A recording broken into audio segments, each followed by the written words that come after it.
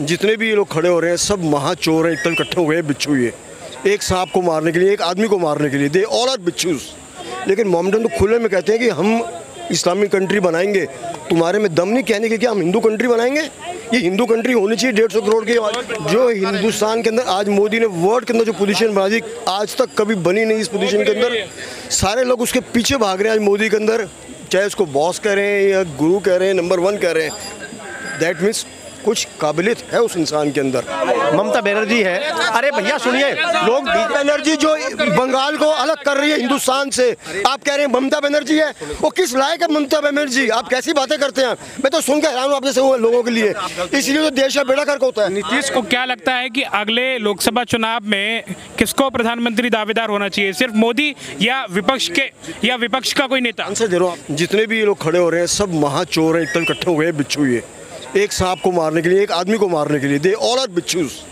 जो किसी भी तरह चाहते हैं कि इसको मार दे मोदी को, और जो हमारी रोटी रोजी जो एक हमारी रोज काम थी खत्म हो गई, बंद हो गई है, उसको हम किस तरह वापस लें और खाएं। आप देखें आज तक 75 साल के अंदर इतना असला हिंदुस्तान में कभी किसी ने नहीं खरीदा जो आज इंडिया की पोजीशन है। जो हिंदुस्तान के अंदर आज मोदी ने वर्ल्ड के अंदर जो पोजीशन बना दी, आज तक कभी बनी नहीं इस पोजीशन के अंदर। सारे लोग उसके पीछे भाग रहे हैं आज मोदी के अंदर, चाहे उसको बॉस कह रहे हैं या गुरु कह रहे हैं, नंबर 1 कह रहे हैं। दैट मीन्स कुछ काबिलियत है उस इंसान के अंदर। बाहर के लोग बैठ के उसको अपने आप नहीं नंबर 1 का एक दे रहे हैं खिताब कि आप नंबर 1 बन चुके हैं। आज कुछ करते हैं उनके लिए, कुछ बातचीत में दम है। राहुल गांधी क्या करता है? जस्ट लाइक ए पप्पू, वो क्या करेगा और क्या नहीं करेगा वो। अगर गलती से भी अगर वो प्रधानमंत्री बन गया हिंदुस्तान का, तो इसका बेड़ा गर्क है। आप समझ लो, कोई लॉ एंड ऑर्डर नहीं रहेगा। इसके इमीडिएटली टुकड़े होंगे, वेस्ट बंगाल जाएगा, असम जाएगा, इधर से और 3 कंट्री जाएंगी, इमीडिएटली वो मुस्लिम कंट्रीज बन जाएंगी। विपक्ष के कुछ नेता ये भी बोलते हैं कि मोदी जी सिर्फ हिंदुत्व की बात करते हैं, रोजगार की बात नहीं करते। बुराई अगर करते भी हैं तो इसके अंदर जितने भी बुरा ना माने, हम सब भाई हैं। लोग डर के भी कहते हो भले भाई हैं, लेकिन मोहम्मदन तो खुले में कहते हैं कि हम इस्लामिक कंट्री बनाएंगे। तुम्हारे में दम नहीं कहने के कि हम हिंदू कंट्री बनाएंगे? ये हिंदू कंट्री होनी चाहिए 150 करोड़ की। अभी शीश महल के नाम से उन्होंने बंगला बनाया जिसमें 45 करोड़ से ज़्यादा का कांच लगा और पूरा काम दोबारा भी हुई है। उसकी आया 55 करोड़ तक खर्च किए गए हैं, उसको तोड़कर दोबारा बनाया गया है। आपको क्या ज़रूरत है?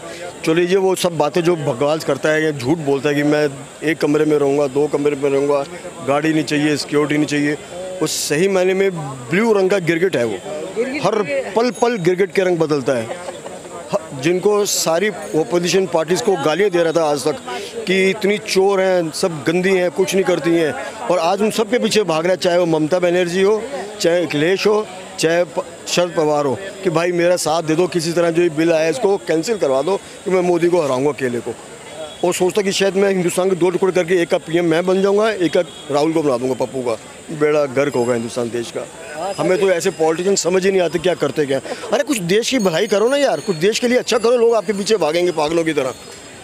मोदी कुछ करे तो लोग कह रहे हैं कि हम उसको वोट देंगे, वो दोबारा 3rd टाइम वो आएगा। मोदी के बाद योगी आएगा। लोग कहते हैं, प्रेडिक्शंस के लिए लोगों ने कि मोदी के बाद योगी आएगा, आप देख लेना। अच्छा, योगी की सरकार को उत्तर प्रदेश में आप किस तरीके से देखते हैं? मतलब महिलाएं सुरक्षित हैं इस सरकार में? हिंदुस्तान के अंदर 150 करोड़ की अगर आबादी है, ये इतनी कमबख्त है और ये ढीठ है, ये डरती नहीं है किसी जुर्म करने के लिए। अगर लॉ एंड ऑर्डर सख्त नहीं होगा, कोई सख्त आदमी योगी जैसा नहीं होगा, तो हिंदुस्तान को कोई नहीं संभाल सकता। आप विश्वास करो, आपके घर में अगर 4 बहन भाई, तो किसी की आवाज़ नहीं मिलती, किसी की शक्ल नहीं मिलती, किसी की सोच नहीं मिलती। या 150 करोड़ आदमी की आवाज़ शक्ल कैसे मिल जाएगी, या उनकी सोच कैसे बन जाएगी? मैं कहता हूँ मोदी बहुत अच्छा, कहते हैं मोदी चोर है। ये कह रहे मेरे को मोदी ने चप्पल नहीं दी थी, चोर है। बताइए, एक वो गया भी यहाँ, एक लड़का खड़ा था, कह रहा कि मोदी ने मेरे को चप्पल नहीं दी, वो चोर है। मतलब चप्पल के लिए वो आदमी बेकार हो गया जो पूरे काम ने। ये देखो, चांदनी चौक उजाला हो गया। किनके सत्ता में हुआ? मोदी जी की सत्ता में। कहाँ से आए हैं? चांदनी चौक उजाला। सुनो, आप कह रहे हो कि गैस 100 रुपये थी, आज 1200 रुपये हो गई। पिछले 200 साल पहले भी देखो, तब चीज़ें हमारे बुजुर्ग कहते थे 5 रुपये सेर आता था गेहूँ, 5 पैसे सेर। 5 किलो गेहूं 5 पैसे में आता था। महंगाई बढ़ी कि नहीं बढ़ी? चाहे वो कांग्रेस है, ये कोई भी, दुनिया का दस्तूर है, पूरे वर्ल्ड में महंगाई बढ़ रही है। यहाँ सिर्फ अकेले नहीं, यहाँ सबसे कम है आज भी, यहाँ सबसे कम है आज। तुम क्या फ्री है राशन? मोदी दे रहा। फिर गैस चूल्हा कौन दिया? वो हमारे जेब से निकाल के तुम्हारी जेब में डाला केजरीवाल। हाँ तो हमारे जैसे दे तो रहा ना। तो आपको क्या लगता है कि अगली बार लोकसभा चुनाव में कौन सरकार? फुल बहुमत से फुल छाप आएगा। अगर मोदी जी का उम्र पूरा हो गया तो उनका पार्टी आएगा, योगी आदित्य योगी नाथ का आएगा, योगी आदित्यनाथ का फुल बहुमत से आएगा। कह रहे हैं आपने बहुत गलत बोला है। थप्पड़ की क्या जरूरत है? देश में संविधान नहीं है क्या? नहीं, देश में संविधान है, संविधान से देश चलता है। दूसरी बात, शिक्षा चाहिए, राशन नहीं चाहिए, राशन नहीं चाहिए, शिक्षा चाहिए, इन लोगों को रोजगार चाहिए। आप कह रहे हैं हाँ जी, आपको राशन नहीं चाहिए, रोजगार चाहिए। अरे भाई मैं नहीं कह रहा, जो देखिए सुनिए पहले मेरी बात सुनो आप। मैं तुम्हारी बात क्यों मानूं? कैटेगरी है क्यों? हर एक अमीर आदमी की सोच अपनी है, गरीब की अपनी सोच। मेरा सवाल वो नहीं है जिस पर आप बोल रहे हैं। मेरा सवाल सीधा सीधा ये है कि अगले लोकसभा चुनाव में आप मोदी को देखते हैं प्रधानमंत्री, या राहुल गांधी को देखते हैं, किसी और नेता को? और लेकिन और नेता नहीं है कि देश के अंदर? नाम बताइए, किन आधारों पर देखते हैं? कोई एक नाम बताइए। कोई एक नाम? बहुत लोग हैं। कभी सोचा था कि मोदी जी बन जाएंगे? मैं आपकी राय मांग रहा हूँ, आप किसको देखते हैं? भाई नीतीश कुमार जी हैं और नीतीश कुमार। हाँ नीतीश कुमार की नहीं अरे भाई सुनो, पहले सुनो। ममता बनर्जी है। अरे भैया सुनिए, लोग बनर्जी जो बंगाल को अलग कर रही है हिंदुस्तान से, आप कह रहे हैं ममता बनर्जी है। वो किस लायक है ममता बनर्जी? आप कैसी बातें करते हैं? मैं तो सुन के हैरान हूँ आप जैसे लोगों के लिए। इसलिए तो देश का बेड़ा गर्क होता है। नीतीश कुमार जी प्रधानमंत्री बनेगा किस लिए? जो नई सरकारें ठेका बंद करके और घर घर में दारू चला दिया, इसलिए वो प्रधानमंत्री बनेंगे नीतीश जी बिहार में। आज में जितना नीतीश कुमार कर दिया, नहीं सर जी, उतना तेजस्वी साहब का हिम्मत नहीं है करने का। कहाँ से आए? ये प्रयागराज से हूँ सर मैं। आपको क्या लगता है 2024 में किसको प्रधानमंत्री? में कहने वाली बात नहीं है, सिर्फ मोदी है। कैसे बताइए थोड़ा काम तो बहुत सारे किए हैं, अनगिनत जो बता नहीं सकते। राम मंदिर बनाया, 370 हटाया, और उसके बाद जनधन खाते खुलवाए, उस खाते के अंदर एक्सीडेंट बीमा और जीवन बीमा खुलवाया, और क्या 3 तलाक हटाया। G20 करा रहे हैं कहाँ? कश्मीर में, जहाँ आए दिन पत्थरबाजी और बमबारी होती थी। और क्या चाहिए सर? आज हमारे इंटरनेशनल लेवल पे जो इज्जत है देश की, वो कभी नहीं थी। इसलिए मोदी को आना बहुत ज़रूरी है सर। तो आपको क्या लगता है, राहुल गांधी को प्रधानमंत्री क्यों नहीं बनना चाहिए? उनमें कोई सेंस नहीं है सर। जो अपने देश की बुराई विदेशों में जाके कह रहे हैं, लोकतंत्र खतरे में है, देश का मुस्लिम खतरे में है, वो क्या हमारे देश को संभालेगा? जिस दिन अगर वो प्रधानमंत्री बन भी जाते हैं तो उस दिन हमारे देश का बेड़ा गर्क होना है। जैसे पाकिस्तान की स्थिति है, वैसे इंडिया की स्थिति होने वाली है। बस ये जो मोदी सरकार का जो 9 साल का कार्यकाल है, आपको कैसा लगा? मतलब अगला प्रधानमंत्री 2024 में अगले साल चुनाव होने हैं, तो किसको बनना चाहिए प्रधानमंत्री? अभी तो ऐसा मोदी के सामने कोई होना चाहिए ना, सामने कोई लीडर होना चाहिए जो कि ऑल ओवर इंडिया में कर सके।